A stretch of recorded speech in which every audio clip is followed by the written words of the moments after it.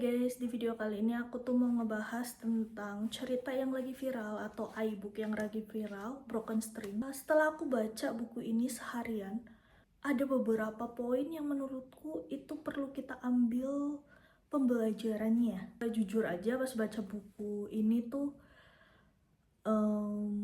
aku nggak bisa langsung baca nonstop gitu sekalipun sehari selesai, tapi bacanya itu berhenti, lanjut lagi, berhenti, lanjut lagi.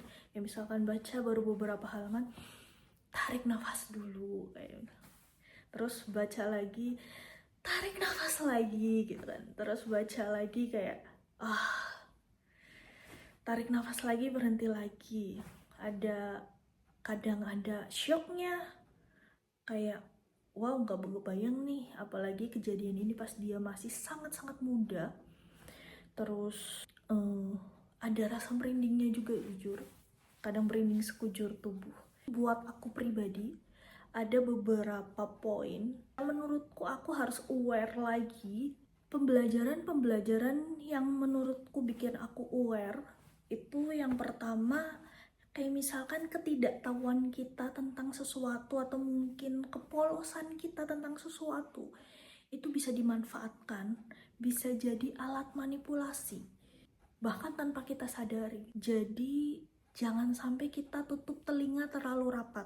Yang kedua, manipulasi bisa dari perhatian, dari rasa nyaman, dan kata-kata manis di awal. Jadi kita harus lihat polanya. Yang ketiga, monster bisa aja ramah, sopan, friendly, bahkan mungkin terlihat agamis, yang memang itu jadi topeng mereka gitu loh. Maka dari itu kita perlu lihat gimana cara dia memperlakukan kita ketika dia lagi marah. Yang keempat, kadang bukan kita nggak bisa keluar dari hubungan yang toksik, tapi kita belum berani keluar karena kita tidak tahu ada jalan lain selain bertahan. Semoga dengan cerita ini yang pembacanya sangat banyak dan ada korban-korban lain yang masih terjebak di situasi yang sama dengan cerita Aurelin ini, tahu ada jalan lain selain bertahan. Yang kelima, di sini aku juga nyadarin kalau setiap orang butuh waktu untuk keluar dari lingkaran setan. Jadi buat kalian-kalian di luar sana yang pernah ngalamin hubungan setoksik ini atau hubungan toksik lainnya, terus udah berani keluar dan bisa keluar, kalian hebat. Yang keenam, kadang kita melihat cinta dan obsesi itu terlihat mirip, tapi kita akan melihat perbedaannya seiring berjalannya waktu. Jadi kita harus tetap lihat gimana cara dia memperlakukan kita. Yang ketujuh, aku belajar dari cerita ini, kata-kata negatif yang terus diulang bisa membuat kita kehilangan kepercayaan diri kita dan akan membuat kita mempertanyakan apakah itu benar atau bahkan percaya kalau itu benar.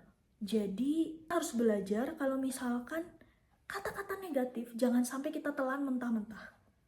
Yang kedelapan, aku di sini juga belajar ketika ada seseorang bicara, tunggu sampai dia selesai, dengarkan, beri waktu. Yang kesembilan, kita harus percaya di luar sana atau di dekat kita pasti ada orang yang mau nolong kita atau peduli sama kita.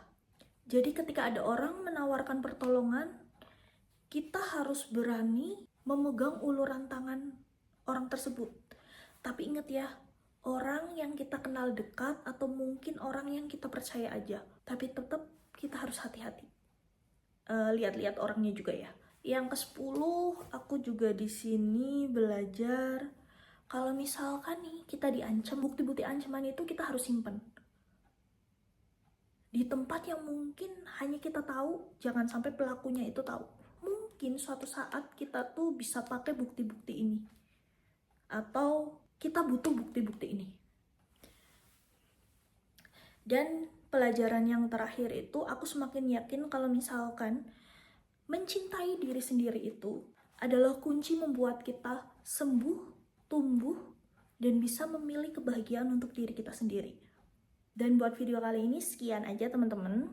Kalau misalkan teman-teman punya cerita Yang mau di-share juga cara anonim atau tanpa nama, bisa kirimkan cerita teman-teman ke email ruang.cerita.tanpanama@gmail.com, atau nanti emailnya aku tulis di deskripsinya.